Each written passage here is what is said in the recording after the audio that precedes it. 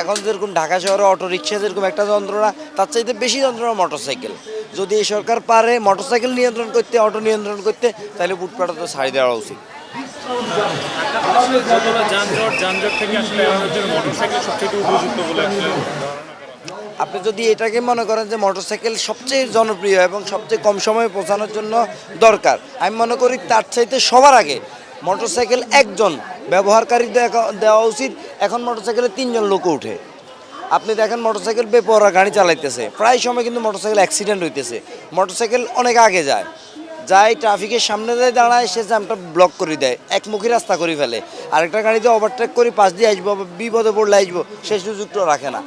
আপনার কাছে যতটা যৌক্তিক মনে হয় মোটরসাইকেল, ঠিক আপনি এই এরিয়াটা একটু বাইরে দেখেন, সেই এরিয়ার বাইরে মোটরসাইকেল যানজটগুলোর জন্য দায়ী, অটোরিকশার এর জন্য সবচেয়ে বেশি দায়ী।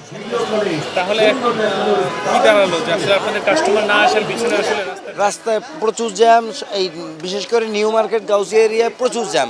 আপনি এখানে বাটা সিঙ্গেল দেখেন, শাহবাগ টার্নিং দেখেন, আর এখানে সায়েন্স ল্যাব মোড় দেখেন, এদিকে নীলগাত দেখেন, সবগুলা টার্নিংয়ে প্রচুর জ্যাম।